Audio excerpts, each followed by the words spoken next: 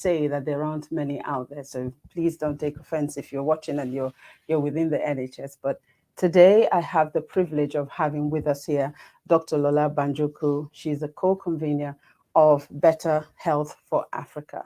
Dr. Lola, you're welcome to the program. Thank you very much. Thank you for your time. And joining Dr. Lola tonight is the midwife supremo, Wendy Olayiwola, FRSA. She's the senior midwifery manager and president of the Nigerian Nurses Association. Wendy, you're welcome to the program. How are you today? Thank you very much, Priscilla. Thank you for having me. I'm great. And how are you? I'm good. Thanks for asking. Doc, how are you doing?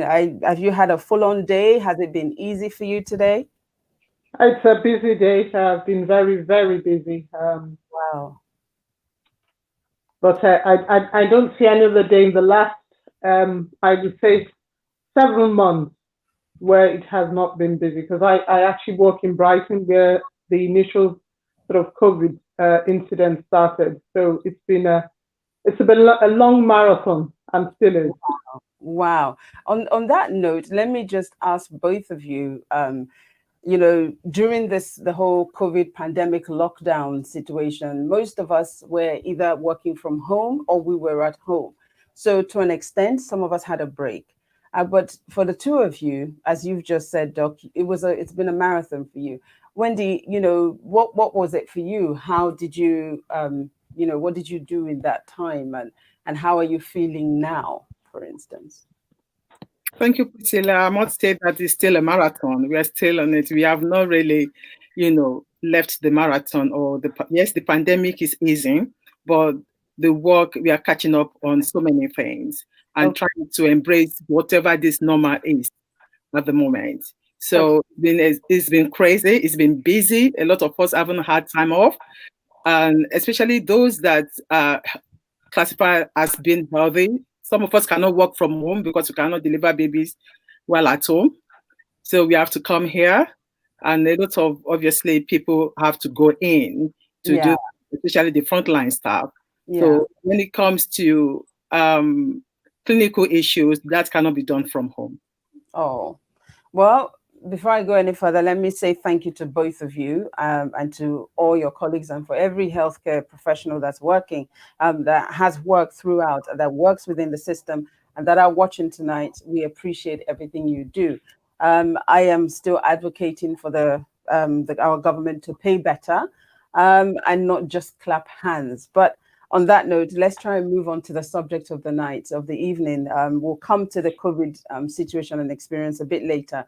But let's talk about the NHS, because I think for most of us, we tend to just sort of walk in there. I mean, let me speak for myself, for instance. In times past, when I've been unwell, I've come into the hospital and I've been taken care of. And I've walked away and not thought twice of it, or I've returned when I've been asked to and I've received a service. But I want to, it would be great to hear from you both to tell us. Doc, let me start with you. Tell us a little bit about, because, like you said, you're working in Brighton. You've been there for quite some, not just there, but you've been within the system for quite some time, over 20 odd years. Tell us how the system works. Beyond me just walking in as I do and I sort of get served. Yes, thanks, Priscilla. The NHS can be complex when you're not familiar with it. There are visible parts of the NHS and there are invisible parts of the NHS. And I tend to describe the NHS in 4 buckets, how people engage with it. So the first thing is you can engage with it in a proactive, preventive manner, i.e. you do all that is required, like take up screening opportunities, you have your blood pressure, you do your regular MOTs, and you take the prescription, as I would call it, and I don't mean medical prescription, I mean the non-medical prescription, so you're in a better place, and I call that the preventive. So one of the challenges we have within the Black community is that we don't take screening. People don't go for cervical screening, breast screening, prostate screening. They don't see it as necessary. And part of that is linked to the way we have been trained, especially if you're from a developing country like within the continent, Africa, where actually you only engage with the healthcare services when you need the treatment. Okay. So you therefore have a reactive, curative approach to the NHS. So the NHS is set up in such a manner that it is there to provide that proactive, preventive approach. And that's why it is centered initially around primary care. And primary care is your GP practice. It's the pharmacies on the high street where you can actually go in now and ask for a health check. It is the optometrist where you can do eye checks so that because things are detected. Also, it is the dentist. And this is another thing people don't understand. You going to the dentist sometimes does detect some underlying health conditions, you know. So I actually did train as a dentist and I worked in Max Facts. And there are a lot of cancers in the mouth or conditions that sometimes first manifest. And the first person to pick that up will be the dentist. So regular checkups, regular engagement, when you get a letter saying coming for this, coming for that, it's actually not to be thrown in the dustbin, it's actually to be taken up and seen as an opportunity to engage. Yeah. And then the other part for me is when you then come through that window called primary care, using all those windows I've described, they will then refer you as where necessary. So, you know, if you need any acute health or mental health. Now, the challenge is because of religious and cultural beliefs, sometimes people actually do not use the mental health services also because, even sometimes physical health, because they believe I will, you know, I'll either pray about it or it's not my portion or I don't believe in it or I wouldn't have this. And I always say to people, it's like you don't take car insurance because you don't believe. It's not whether you believe you'll have an accident. It is to make sure you are proactively preventing yourself should you need it. And then the other final thing I wanted to say is then when you're in the service, engage with the service.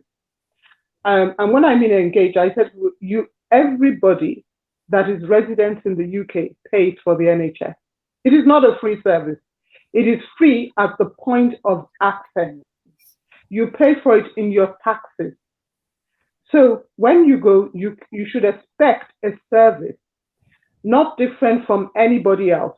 So be informed, be engaged, ask questions, you know, and if you have issues, I always say to people, have you made a complaint? Oh, I don't want to complain. I say, no, you do complain in a nice, polite manner because it's a paid for service. And that's what people don't recognize. They think it is free because they don't ask you for cash upfront when you're, you know, accessing the service, but you do pay for it. You know what, you've made some great points there. You know, two points there that I want to just briefly, Wendy, I'm coming to you in a moment, that I just want to briefly engage you on, Doc. You know, you spoke about the mental health aspect and the fact that people generally, you know, would rather pray about it and not sort of engage with it. But do you think that may have something to do with our lack of understanding of the need for of what mental health is and its effect and how it kickstarts, for instance, and when we say mental health, it's not when you're cuckoo and you're out in the streets, for instance, and can no longer recognize yourself. Do you think, you know, it's because of our lack of understanding of what mental health entails that prevents? Yes, I think it's both. I think it is both in that there's a lack of understanding. So people think mental health, as you described, Priscilla, is the way you see it back, you know, I recall when I was in Nigeria, you will see somebody on the road and you can tell that they have mental health issues and people identify with that. Whereas mental health ranges from low mood, depression, anxiety, worries, and sometimes actually just sitting down and understanding, you know, either with a psychotherapist or someone, not, you know, to be able to support you in your journey. We all go through phases. You know, somebody who has lost somebody, I would expect if they, you know, if it's a really close loved one, that they might be going through a slight depression. Someone who's lost a job, you know, someone who's concerned and not sleeping because of certain issues. So that's one thing, is lack of awareness. But also the belief sometimes is shrug it off and get on with life. And actually, there are some things that you can't necessarily shrug off. Yeah. People's life experiences vary, and your ability to cope, varies. And what people have to understand is your mental health sometimes can impact on your physical health. High blood pressure is as a result sometimes of the anxiety and worry, and then it goes into many other conditions. Oh, that's so true. And the other thing you mentioned, because you're saying so much, and I'm trying to pick up on them. You said something really important about engaging with the service, because I think what most of us forget all the time is, because we do not directly by ourselves make that payment to the NHS, we naturally just assume it is free. But you've just reminded us that no, it is not free. It's not a free service, and we should engage.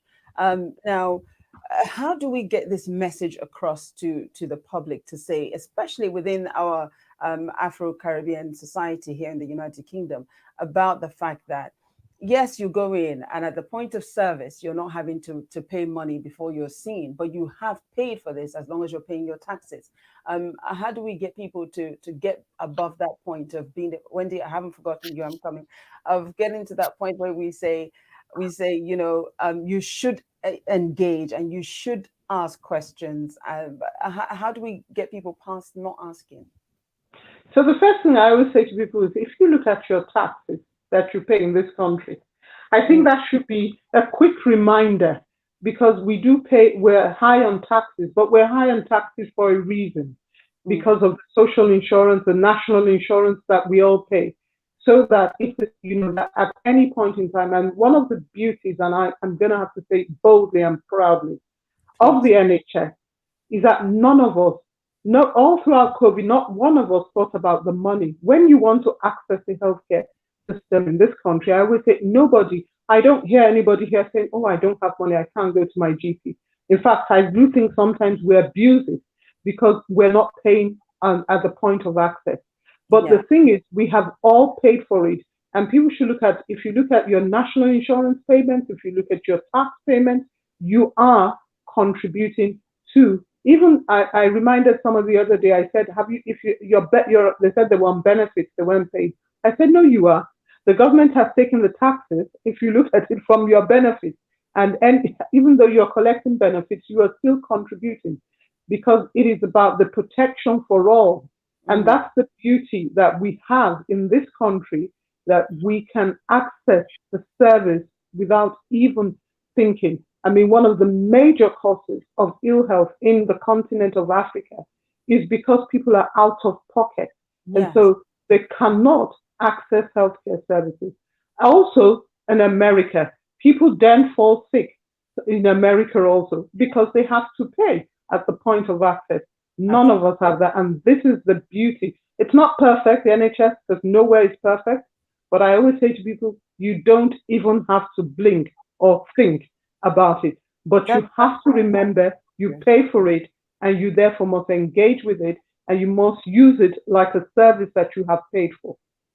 I really appreciate that. Thank you so much, Doc. It's so important for us to remember that we're paying for it, and not to, just sort of cower and run away when it's important for us to engage. I appreciate that. Wendy, let me come to you, because I just learned, as I was getting ready for the show today, I just learned that the NHS actually has a constitution. We're not going to go into all of that, but I just want to learn from you. What are some of these constitutions pertaining to us as patients when we're coming in? And of course, there will be an aspect for staff as well. So what are some of the pointers for us, the constitution that benefits us when we're coming in as a patient? Thank you, Priscilla. Yes, NHS has a constitution that governs it. And I think it's about 13 to 14 documents, and everyone can have access to that as a patient as well as a staff. Just like you said, just the pointers, there are 7 principles. So before I go into the principles, so the Constitution has 7 principles. It has NHS values, as well as pledges. So it's all divided into those portions. And within the principles are 7 principles that governs the NHS. Very quickly, what are the 7 principles? It's quite a lot. If you have the time, I'm happy to go deep into it for you. I'm not an expert on this, but I'll just mention. So I'll just mention 1 or 2 out of those 7 principles. The first one is NHS provides a comprehensive service available to all. So just like Dr. Banjoko said, the services in the NHS, they are not free, but they are free at the point of care, at the point that is needed. Yeah. So, and NHS is for all. It doesn't matter who you are. And for those of us that are familiar with the 7 characteristics, those are the things that governs the 4th principle of the NHS. So it's comprehensive service for all, including pregnancy. And another one that I want to pick up from the 7th principle is the patient is at the heart of what the NHS do. So everything of that. Sorry? Priority to the patients, effectively. Absolutely. Patient is in the center of, is that the center of all NHS does. So that's the principle. So that's for the patient. And for the staff, it's more of the pledges for the staff. Again, there are 7 pledges to the staff as well. And the first one, just to pick 2 again, as you said, is to provide a positive working environment for everyone, both clinical and non-clinical staff that works in the NHS, and also to provide support and opportunity to staff to maintain their health and well-being. So it's not only about patient well-being, but as well as staff well-being. Okay. Oh, wow. So now you mentioned pledges. Yes. So just tell me very quickly, because we have so much to cover today, what are some of the pledges that are available for us, that the NHS pledges to us as patients when we come in? To get quality care, there's quite a lot of them. Like I said, it's about 15 to 16 pages, NHS document, constitution document. So one of the pledges for the patient is to get a good quality care, obviously free at the point of care, have access. And that's one of the pledges. To access is available to everyone that is able to access it, and it's free to all as well. Now, I know we're talking about access, and we're talking about the fact that, and I'm just going to go off topic for just a moment, talking about the fact that, we all have access to it. We don't have to pay at the point of access, and that's fantastic. But I also know that when you're coming and, there's been a lot of conversations about those who do not have leave to remain. What does that mean for them? Is access still available to them? Because, they don't have leave, they're not paying taxes, for instance, they're not citizens, or they don't have the right to be here. What does that mean for them? So, there isn't any change. Dr. Banjoko, I'll let you come in. Yeah. So for those who are not tax paying, they actually are not entitled. I'll be honest with you. Okay. And I always remind people, it is a national health service. It is not an international. It is taxes. I remind people because it is taxes, and I understand the challenges in other countries, but imagine if everybody came, and I have had, as a director, I have had to say no, they're not entitled. So if you don't put into the system, you obviously can't be taken out. Having said that, there is some beauty about this country also, and a lot of it happened over at the height of COVID. For those who do need it, like asylum seekers and people who are not refugees, they will provide care. Okay. They would provide care, for them that is necessary, which is different from people who come on a holiday and want to use the NHS. And I just remind people when people start arguing, I said, well, actually, if you do that and everybody started taking out from where they haven't put in, it means that it's unfair. So you, Priscilla, as an example, if just because you pay taxes, you can't say, I want this A-star treatment, I want to be treated like a movie star, I want all this and that. You can't. Well, what I meant is that there are some things we will say. Some people will come in and say, I want a side ward, and I want this, and I want that, and I want that. And we've had to say, hang on, if you want all that, I think you have to go private. And You you, know, people, it's a leveler. The wow, NHS is a leveler. You know, it's a leveler in that if you're a billionaire and you enter inside the NHS, yeah, you will be treated the same as the person who is a homeless person. You will be treated the same. You will not be treated any different. So when you want your perks, you have to go private. It is, and Wendy is nodding. That is another beauty about the NHS is that everybody gets the same treatment. Boris Johnson, when he went into the hospital, yes, they might have had some security, but it was the same treatment that he had that others had. And that's the thing. So, you know, for those who are refugees and are going through the process, there is. But tourists, people who are visiting and haven't paid taxes, no, they're not entitled. Okay. Thank you so much, both of Can you. I quickly just add to what Dr. Banjoko said, Oh, Priscilla? please do. Yeah. Especially if I have to wear my midwifery hat for Yeah. a pregnant woman, especially in our community. Yes, it's not free, especially if you, I mean, if you do not have the right immigration status. Yeah. However, it is, you are still allowed to come in and declare and engage with the service and access the service. As a pregnant woman, you will not be charged at that point. They will probably charge you, you know, towards the end of your pregnancy when you've had your baby, when every mother and babies are fine, then that's when that bill will come through. So it is very important that you do not think of your legal status first, but think about your pregnancy and access the service early. Okay, I see. So even though you come in, for instance, you don't have status here, but you know you need the help. Yes, That will be given to you, but then you will pay a bill afterwards. afterwards. That's correct. Thank you. Thank you very much for that. Now, I want to now talk about.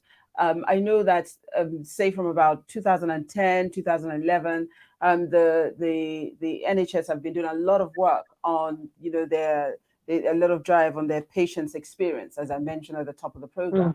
And there were reports upon reports that looked into the experience that patients should have, and they came up with, you know, there are certain areas that were mentioned that this reflected in all the different reports, by the way, and those areas were care, culture, religion, and I think those were the three main areas, and obviously the service that's provided.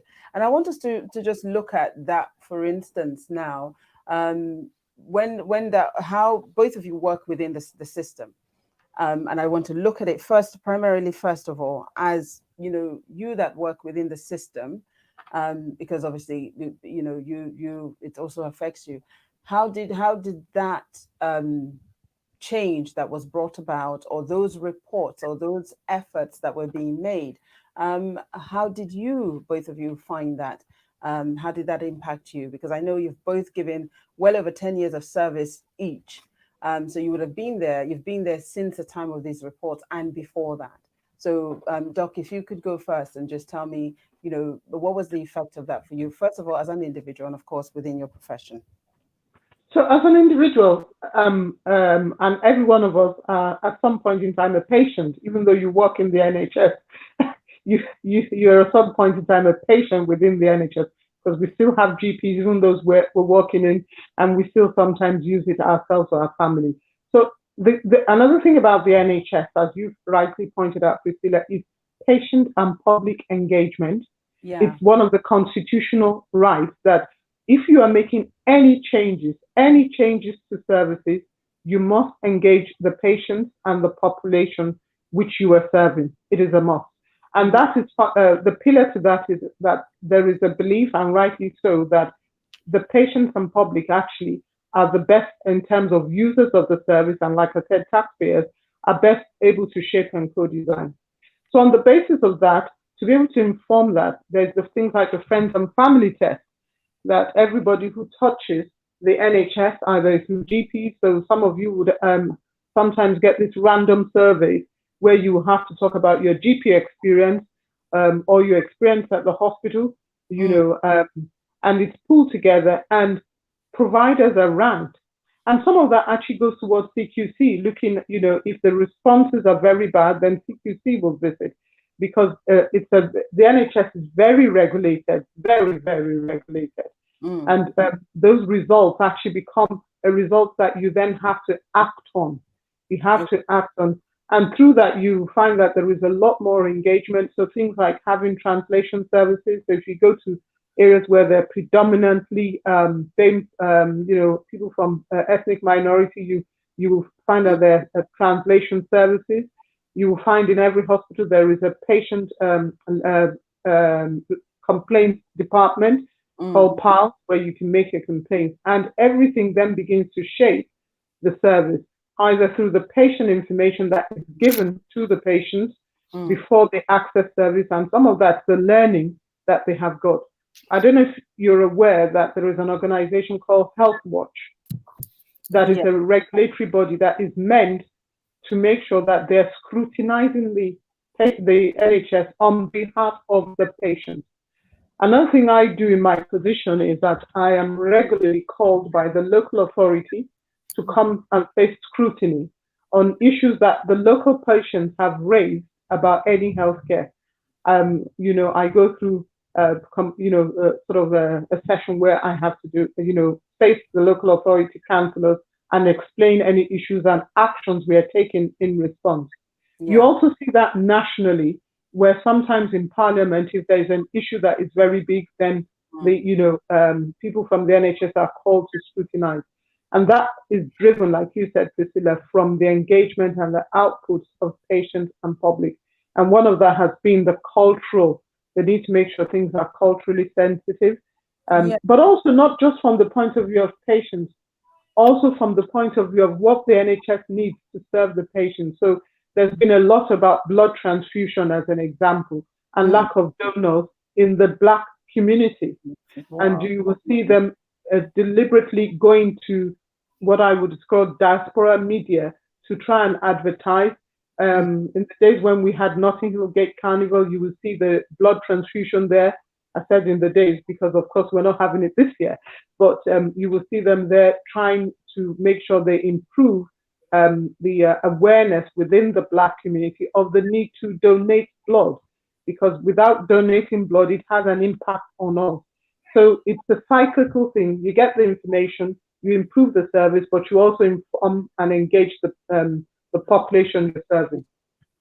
Thank you so much for that, Doc. Wendy, let me come to you.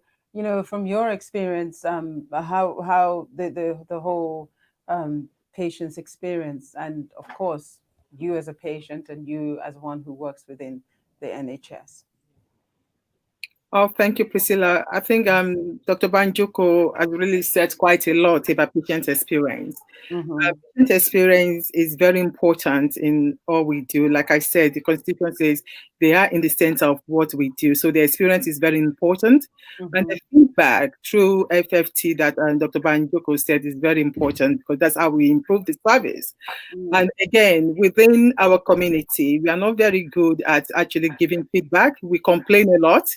But when it comes to giving feedback, officially, or complaining as in not writing it, we have each hospital or each trust, we have something they call PALS, which is patient, advisory liaison section in any hospital. So you can put your complaint through. Complaint is not necessarily a negative thing.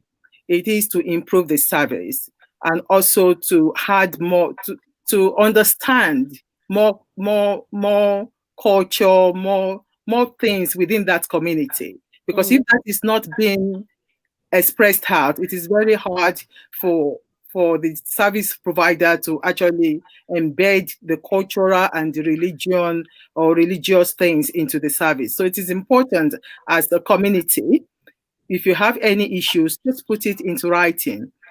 Okay. And that's number one. And number two, especially again, this is, I don't want to go outside my comfort zone in terms of being a midwife and mothers.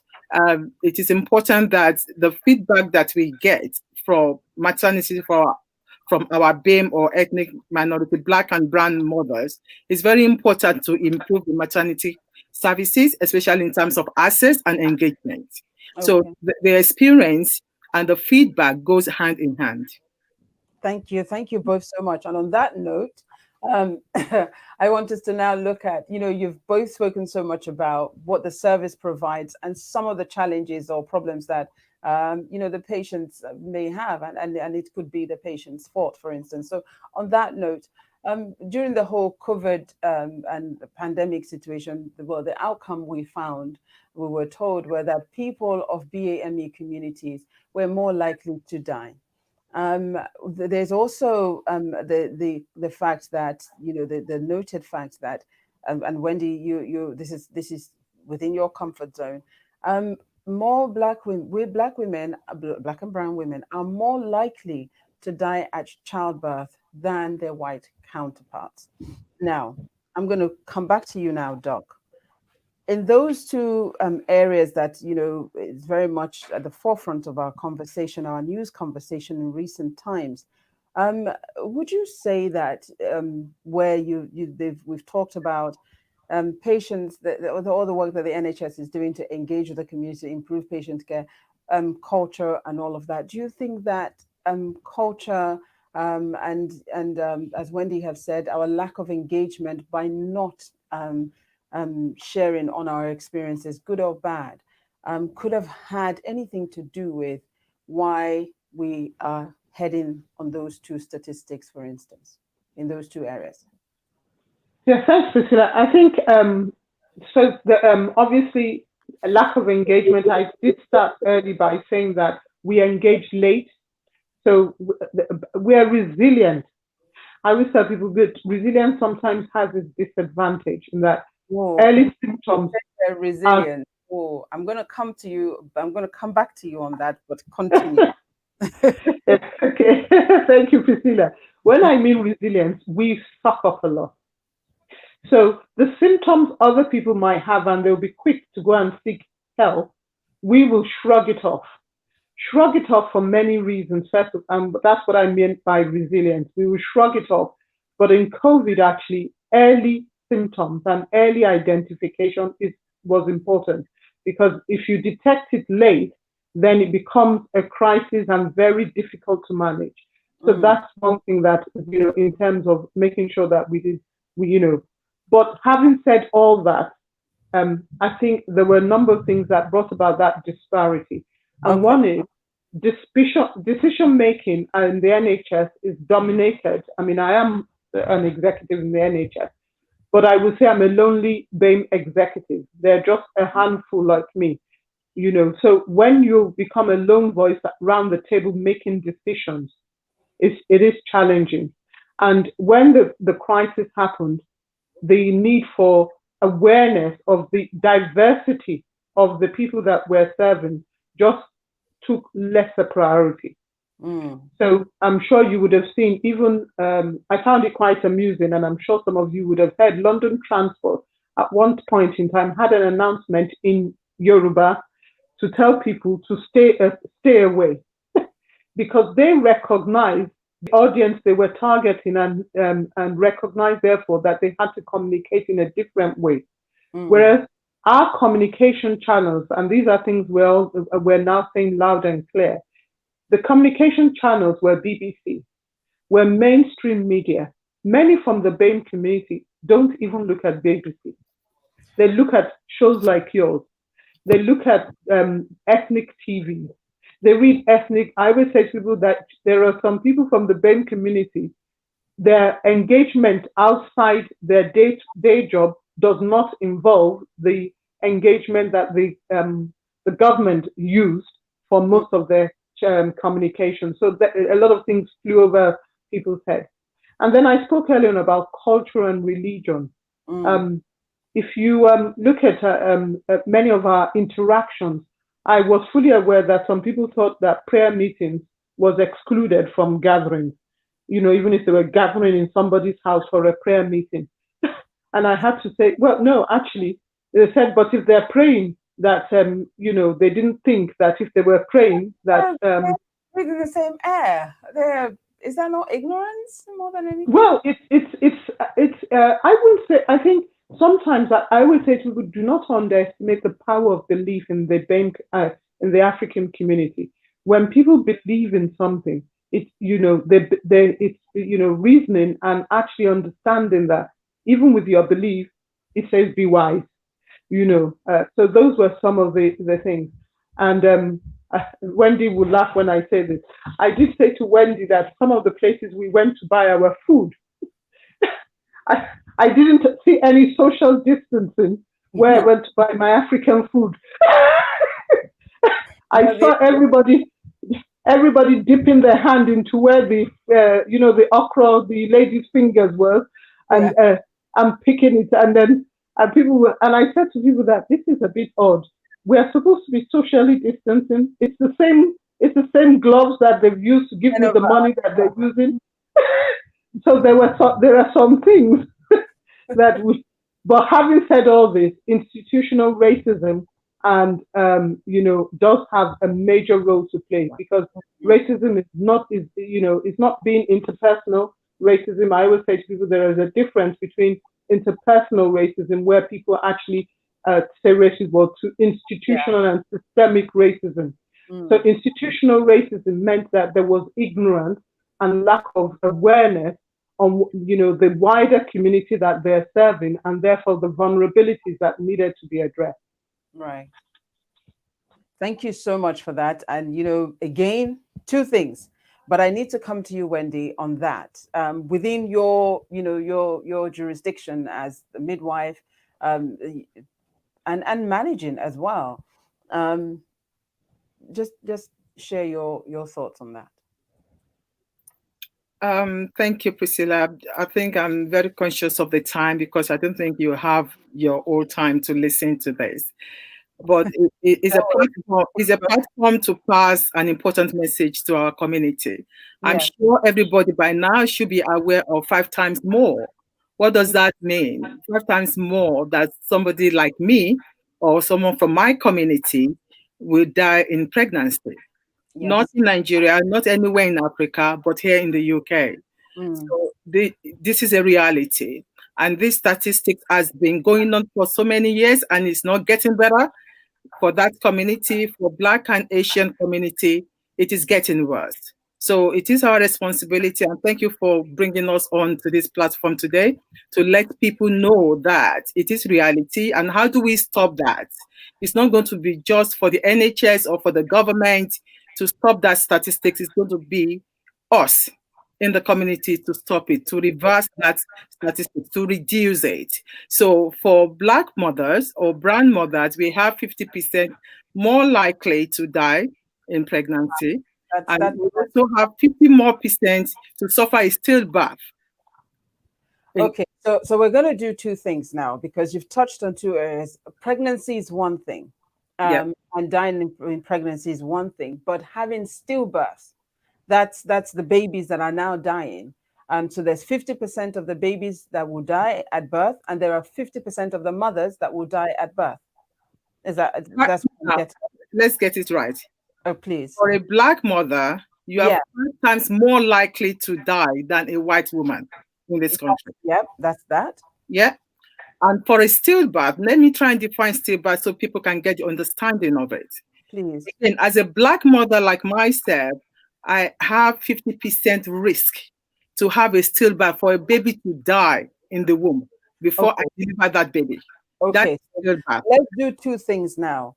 Before we come to the mother, let's talk about the stillbirth while you're on it, because I know that you also wrote an article on this. So bring us up to speed with understanding. You were about to tell us, this is about a situation where the baby is dying in the womb before they are born. So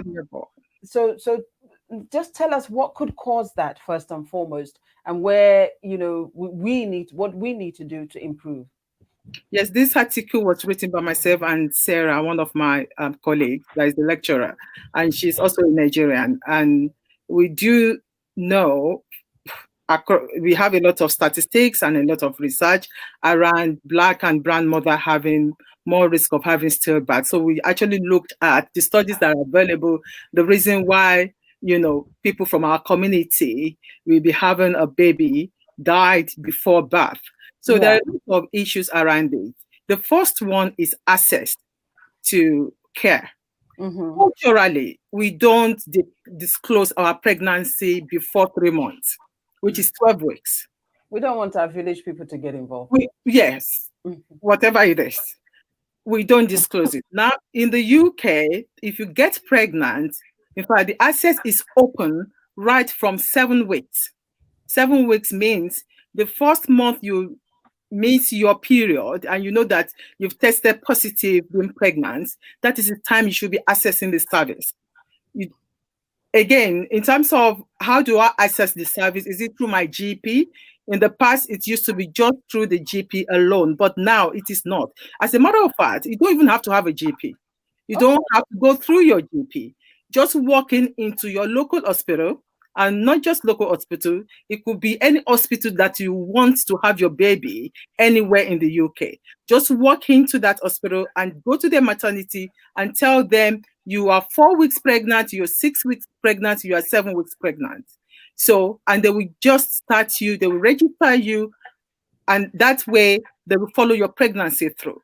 Because what many of us do not realize is if you access the maternity services at 12 weeks, you have missed a lot of screening that they would have done for you and your baby for the first 12 weeks or for the first 3 months of that pregnancy. Therefore, it's going to have a lot of impact as the pregnancy grows. So the one is access, early access. And the second one is engagement.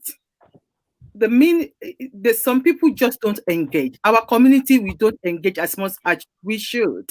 That is number one. The third one is for many of us that comes from Nigeria, I think they just drop in to Heathrow as soon as they want to drop their baby. So because I know that the figures also states that Nigeria, out of the African community, Nigerians, that particular ethnic group features higher we are number one on the list. Wow. Of people that we have stillbirth, of people that we die more, in pregnancy, of people that we have a preterm labor before 38 weeks. So we are topping the list, unfortunately. Wow, those statistics are serious. Please continue. So, because we're not accessing the service. We're not accessing the service. Our diet contributes to it a lot. We don't exercise. Accessing the service is the major thing. Engagement is the second bit. Our lifestyle contributes to it a lot. Our lifestyle, on the understanding of how pregnancy works as well, in terms of knowing your baby when your baby is not moving. If a baby is not, nobody else knows your baby than you. So even if you see a midwife, currently, one of the things that the government has actually put in place, by 2020, this year, it's supposed to be, 25% in reduction of stillbirths. Wow. And by 2025, the government is aiming to reduce stillbirth by 50%. Okay. And yes, the government is doing what they are doing, but as a community, we need to get the word out there. We need to get access improved. We need to get engagement improved. We need to get our lifestyle improved. Whatever it is that we need to do as a community, as a family, as an individual, we need to get it done. We need to ensure that we change the narrative of us dying in pregnancy, not in our African country, not in our homeland, but in the UK. Okay, thank you so much for that. And now let me just, because I halted you speaking about, that was about stillbirths. Now let's have a look at the situation concerning the women that are dying, which is equally 50%. Again, Nigeria is leading on this. Talk to us about what's happening there. The women that are dying for Black women and Asian women 5 times more than a white woman, a Caucasian woman. It's, Priscilla, this issue is not a UK issue alone. I'm sure you would have heard it in America as well. Yes, So unfortunately, in the developed world, we are dying more than we are in our home country, as it were. So what are the causes? There's a lot of anecdotal experience, I mean, research or records to say we're not being listened to, you know. So when we go in, we are seeing that we are a strong Black woman, let's get on with it. So these wow. are feedback that we get from our mothers. You know, Dr. Titi made a reference to being resilient. Yes. Our resilience misunderstood as being, you know, the strong Black woman, as you've said, and therefore when we say we're hurting, they just think, oh, but you can cope with it.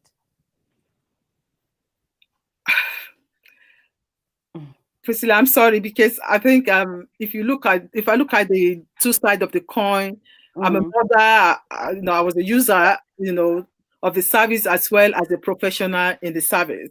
So if I talk as a midwife, as a professional, I would say, you know, I can talk for myself in terms of I listen to all women, and I can also talk for my colleagues that we do listen to all women. So it will really be, it's not part of our training not to listen, regardless of your race or your color. You're a pregnant woman that comes into the service, you know, will listen to you. You have a named midwife, and that's one of the things that the government actually brought in as well in terms of continuity of carer. Not continuity of care, is this different? So the minute you engage the service, a midwife will be allocated to you. So you will have a midwife so this is about government also listening that women are saying, or Black women, you know, mothers are saying they are not being listened to. So if you do have a named midwife or a group of midwife of maximum 1 to 4 or 6 that follows you through your pregnancy, so you know whom to call. You know when you are, you know, when you are having your baby, maybe the doctor is not listening to you, or your midwife that is with you is not listening to you. You have somebody that you can call. You know, so those are the things that have been put in place now. So hopefully this data will change. However, even before the data start changing as a community, I think it is time that we, even if we're not being listened to, because that tops one of the reasons why women are saying that they are dying, or again, in terms of women dying, it's about what Dr. Joko said around when we go home, we just pray about it. You know, a typical example is when a woman goes into depression, postpartum, you know, postnatal depression. Yes, in our community, is something that is okay. You'll be fine. Just get on with it. Yeah. You know? So suicide is part of that. It's one of the reasons why some women die in that report. And bleeding is also part of it. So there are many things that, and a woman can die from the day she delivers up to the 1 year after the baby is born. So there are a lot of things that women will be demonstrating, but within our community, we are just saying it is okay. The Lord will look through. The Lord will see us through. You know, and those are the things we should actually we should be able to define what religious faith or faith is and what medical attention is. When a woman is not well, access the service, access the experts. And when it comes to spiritual care can actually be embedded with medical care equally. Wow. Do you know, I feel as though I'm looking at the time and I'm thinking, oh my goodness, we need to do a part 2, 3, and 4 on this, because it seems like there's so much more. I feel as though right now we're leaving our men out, because obviously we need to, but it is important that we have this conversation today. Dr. Titi, I'm coming back to you. Thank you so much for all of that, Wendy. And I must say, online, I have some people that are saying thank you so much for, you know, the information that you're both giving. They're appreciating it. They're learning a lot. Thank you to both of you. So Dr. Banjoko, let me come back to you. You know, I asked Wendy there, you know, you used the word resilient earlier. And one of the things that was stated that I've seen in some of the articles, you know, that I've written, that I have read. I saw them in the Ames Journal, for instance. You know, it spoke about the fact that this whole point of our resilience It's taking as though because we're perceived as being much more resilient. When we do say sometimes in some quarters that I'm in pain, that is not taking on board with the same in the same measure as if our white counterparts said I was in pain. Yes, when I use the word resilience, I always say to people because we've had to be to cope with the pressures that we find ourselves in. When you live in a sort of a foreign society, you've had to learn, and obviously people therefore think because your thresholds, I would describe it, are much higher. When you then complain, people think, well, why is she complaining? You know. But some of that also is biases where people don't want to accept that actually, well, yes, I do have the right to complain. And it goes back to what I said at the beginning. And Wendy has also said that when there are issues, we do need to complain. Sometimes people, and I'm sure that people will be familiar with this, where you say something and they're not listening. You just know that they're not listening. Either it's uncomfortable or, well, I don't want to go there. I don't want to address it.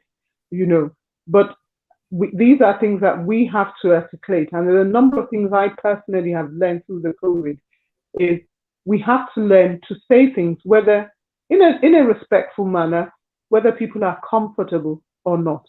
Sometimes we're trying to please other people outside the community, and therefore we adopt this attitude that actually, don't let me complain. Actually, if something is not right, we do need to start articulating it, even if people are going to be uncomfortable with what we say. Because the society does listen. If it's in a respectful manner, they have to listen. So the resilience to me, because my thresholds are higher, does not mean when I talk, you would expect that I therefore have to continue bearing what I am bearing. Or because you have seen another person from my community who has been able to bear the pain, therefore you have an expectation of me that I have to. And sometimes we have to speak to ourselves also, because sometimes we ourselves, we say in our language, what's wrong with you? Just get on and, so what? These are things, people's thresholds are different. Yeah. People's coping mechanisms are different. And what might not be an issue to you is definitely an issue to somebody else. And Wendy touched on all these sorts of things. And I think it's the service, again, let's remember, we're paying for this service. It is not a free service. No. It is for us to utilize it. It is for us to access it, and make sure we access it in an informed way. If you feel somebody's pushing you back, do you know that you are entitled to second opinion on the NHS? Wow. I'm looking at time because, we are running this for an hour, but I very quickly want to ask, because we did touch on COVID just then. COVID came as a shock to all of us, but I think the bigger shock was the fact that once again, people of BAME community were leading the statistics as those who were, most poorly affected. Now, this is a terrible statistics, and some of the measures, some of the reasons that was given is because we were overcrowding. It's always being used. We're always being told, but that our socioeconomic situations is what is causing a lot of us to be more susceptible to COVID, or to die at childbirth, or to have a stillbirth, or whatever it may be. But how much does bias play in this? How much would you say that there was a degree of bias in this, or how much does racism play in these statistics that we're seeing, Doc? So I touched on earlier about institutional racism and systemic racism, and that's where that comes into play. So most of the public health reports highlighted that occupational risk was a very big factor. And it was a very big factor because the frontline staff, not just in the NHS, it's in social care, the supermarket, security, the whole lot was dominated by the BAME community. And they were exposed, day in, day out, in their day-to-day activities, taxi drivers and things like that. And that the policies and everything was geared, as far as I'm concerned, towards the white middle class, upper people living in their homes. So when you say social distancing, they were the ones socially distancing. They were the ones not being exposed. And therefore, appropriate measures were not put in place to be able to address that. And that is where bias comes in, where you see things. So at the beginning of the testing, when testing first came back online, the narrative was you had to drive to a testing center. And I said, I do recall asking how many people in the community that are from the BAME community can drive. And then the fact that you have to have the car yourself, because remember, at that point in time, at the height, you couldn't call a friend to take you to the testing center. So you have to drive. So that automatically cut a lot of people off. And then the final thing for me is that a lot of people in the BAME community are on, and lower social are on 0-hour contracts, or on agency contracts, where if they don't work, they don't get paid. And if you need the money, what is the risk? The people therefore continue working. And I think the final thing, obviously within our own communities, some people use, again, we're hard workers, but sometimes it goes against us in that I'm fully aware that some people did every agency work they could get their hand on, because the white people were saying they weren't going to go to work, and the NHS needed them, social care needed them, the shops needed them. I mean, we all saw what happened. The shops, so people were doing shift upon shift, and therefore exposing themselves to greater risk. And I think all this is biased because people do not understand our world. And when people don't understand our world, they make policies and they make decisions based on their own world. And that's why now our duty, every one of us, wherever we are, when we're interacting, is to actually educate and inform people so they begin to understand the world in which they do not occupy. And therefore, decisions have to be tailored towards those worlds. So on that note, Doc, again, because of time, very quickly, you mentioned the fact that at the decision level, you've mentioned the fact that you're very lonely there as an ED within the NHS. And you've just mentioned now the fact that because there aren't that many of ourselves at those levels, the decisions that are made are not made with us as included as we should be. And you've just said we should all be educating and doing so. First of all, what is the NHS doing now, having learned the difference? I would imagine that they would have learned some things with all of those reports that they've had and all of that. What are they going forward? What are they doing? And also, what should we be doing within our community for a better service? So I would say two key things. First of all, the NHS, in terms of one of the key things, even before COVID, there was the workforce race equality standard, where they were mandated that they have to improve BAME representation at every level to reflect the community they're serving. But because there is no fast track, because if you haven't done things, you can't just fast track like that. One of the things they're doing, and Wendy can talk to that because she's a BAME lead also in her organization, is that there's direct engagement now between the decision makers of every organization with the BAME network leads in their organization to hear, to listen, and to respond, and to make sure that they have programs in place that begins that pipeline of bringing people through, be it fast track, and it has to be intentional and it has to be purposeful. The other thing I would say also is, and they're doing a lot of risk assessment. The other thing is, you will notice, and everybody will notice now, not just in the NHS, diversity is on everybody's agenda. You will find lots of job applications coming out explicitly asking for people within the BAME community.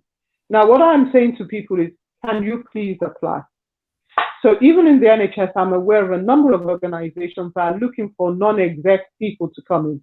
So they're going to go to the C-Call group to ask them to support them. And they're now willing to actually look, and this is where we need to support each other, to put in good applications, to nudge people we know that fit the, because one of the things I've learned is they nudge each other. So if there's a role coming, they nudge themselves. So I asked the question recently of one of my execs who is a white person. I said, who are you nudging? Who in the BAME community are you nudging? So that you can say, I think it would be good for you to apply for this job. I said, because if you do that, it has to be intentional and it has to be purposeful. So one of the things I'm saying to ourselves as a community, when you see applications and you see that strong word now, because there's a window of opportunity, lots of jobs where they're saying they want somebody, please encourage people to apply, to put in good applications if they fit the bill, because diversity is on everybody's agenda at this point in time. Thank you. Thank you so much for that. And Wendy, I'm coming to you as the BAME lead within, you know, in your trust. Again, you know, I have to ask that question with all your statistics that we've seen, whether it's a stillbirth or is the death in pregnancies. What are the NHS doing? I know you said earlier that it's not up to just the NHS to do this, but surely they would be doing something more to reduce these statistics. And what should we do to reduce these statistics as well? Priscilla, thanks. I've already mentioned that. No, they are doing a lot, I must say. The government is right at the top of the agenda. And we also have a chief midwifery officer that she's a Black woman, so she's not letting this you know, go. Over the years, I think it's been swept under the carpet. But now it is right at the top of the agenda. Yes, the government is doing what they can. Yes, each individual trust is doing it. Everyone is coming together. The mothers are also coming together. But as a community, I think we know ourselves more. So it's about being educated, being informed, knowing your rights, knowing what to do, what is available for you. If you don't understand it, call someone. You know, call your GP. If you're not getting through to your GP, like I said, go through your local hospital, call, ask questions, ask and ask and ask. There's never a stupid question, especially when you're pregnant. And when you're pregnant, look after your health. You know that we are prone to having blood pressure in pregnancy. You know, diabetes is a huge thing in pregnancy. And when you have all these diseases or medical reason with pregnancy is a risk for a woman. So in addition to that, if they now have all this comorbidity alongside with it, so you are even more at risk. Hence, it is our responsibility to engage the service, to attend all our appointments, to listen to the experts. And yes, please don't get me wrong, spirituality is part of the care as well. So add your prayer to it, but please let your medical obstetric, you know, appointment care be number one. And then it can come along with your spiritual care. So that is for the community. In terms of the COVID, a lot of women are stayed away because that's another issue. That's one of the learning that we are taking away from this.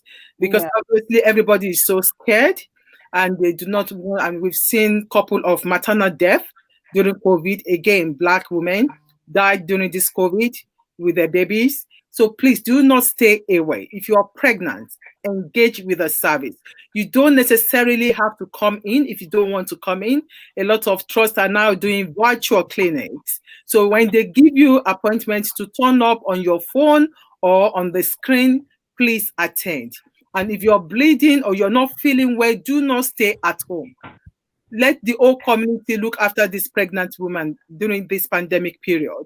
Get them into the hospital. The hospital is safe to come. It is safe to come and have your baby. Do not stay at home if you're not feeling well. Wow. I wish time was not against me because, like I said, there's so much more to discuss.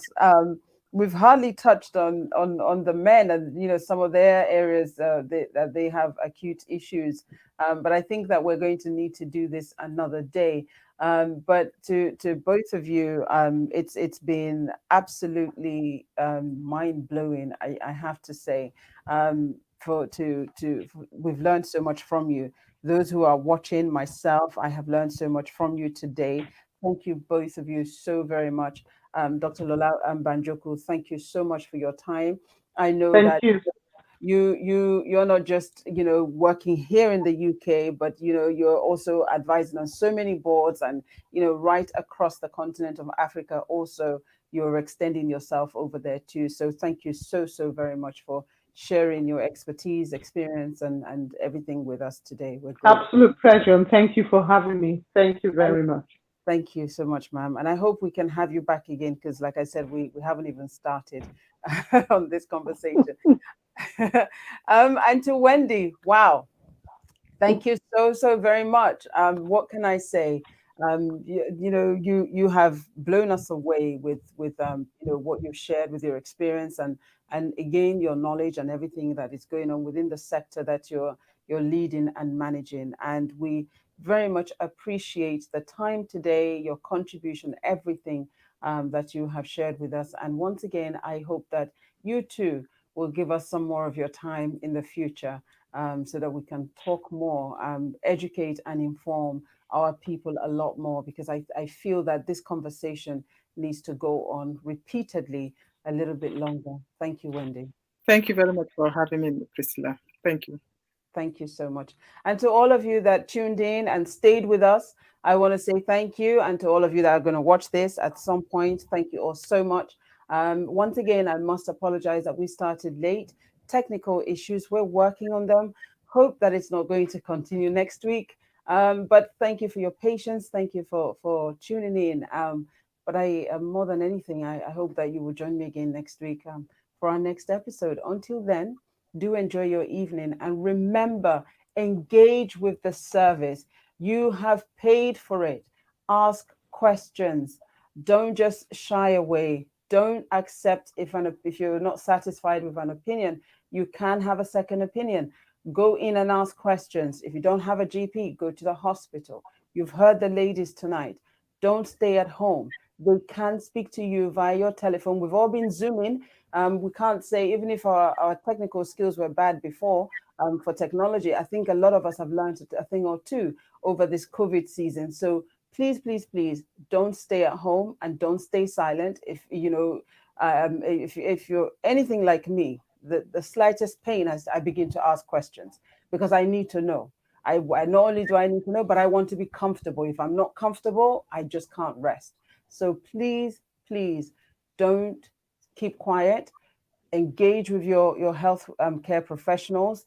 They can do it through the phone with you. You don't have to be at their surgery, but do not ignore the letters. Do not ignore the pains that you may have, the discomfort that you may have. Do not ignore them. Have them investigated. It is your right. Thank you so much. Take care. Until next week. See you then.